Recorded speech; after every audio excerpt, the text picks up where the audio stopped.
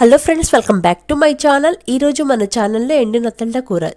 దానికి నేను ఇక్కడ ఏమేమి ఇంగ్రీడియంట్స్ తీసుకున్నాను, ప్రాసెస్ ఎలా చేశాను అనేది మనం వీడియోలోకి వెళ్దాం.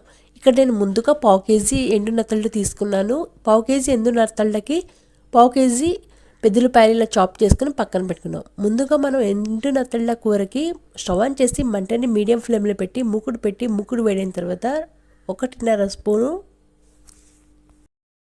ఆయిల్ తీసుకోవాలి. ఆయిల్ వేడిన తర్వాత మన ఎండు నత్తలను కొంచెం దూరగా వేయించుకొని వాటిని ఒక గిన్నెలో తీసుకున్న తర్వాత అదే ఆయిల్లో మనము పెద్దలపాయ ముక్కలు అనేది యాడ్ చేసుకోవాలి. ఈ పెద్దలపాయ ముక్కల్లోకి త్వరగా మగ్గటానికి ఉప్పు, పసుపు అనేది యాడ్ చేసి మూత పెట్టి ఒక 10 నిమిషాలు మగ్గించుకోవాలి. 10 నిమిషాల తర్వాత మూత తీసి మనం ఒక్కసారిగా కలుపుకోవాలండి. కలుపుకున్న తర్వాత మనము పచ్చిమిర్చి అనేది యాడ్ చేసుకోవాలి. వీటిని కూడా ఒక్కసారిగా కలుపుకోవాలి.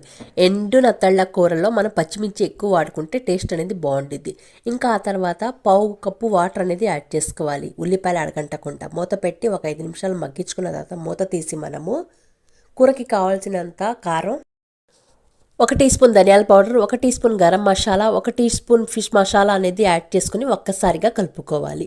ఇలా కలుపుకున్న తర్వాత మనము ఇంకా మూత పెట్టి ఒక 5 నిమిషాలు మగ్గించుకొని తర్వాత ఆయిల్ అంతా పైకి ఇలా తేలిన తర్వాత మనము ముందుగానే వేయించుకున్న ఎండు నత్తళ్ళను, కొత్తిమీర అనేది యాడ్ చేసుకోవాలి.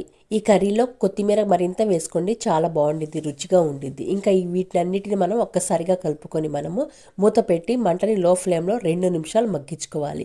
ఇంకా ఈ విధంగా ఉన్నప్పుడే మనం స్టవ్ అనేది ఆఫ్ చేసుకోవాలి. ఇంకా ఈ వేడి ఎండు నత్తళ్ళ కర్రీని ఒక గిన్నెలో మనం మార్చుకుందాం. నచ్చిందండి నా వీడియో కనుక మీరు నచ్చినట్లయితే లైక్ చేయండి, షేర్ చేయండి, కామెంట్ చేయండి, నా ఛానల్ని సబ్స్క్రైబ్ చేయండి. ఇంకా వేడి రైస్లోకి మనం ఈ ఎండు నత్తళ్ళ కూరని మనము టేస్ట్ చేసి ఎలా ఉందో మనం చూద్దాము.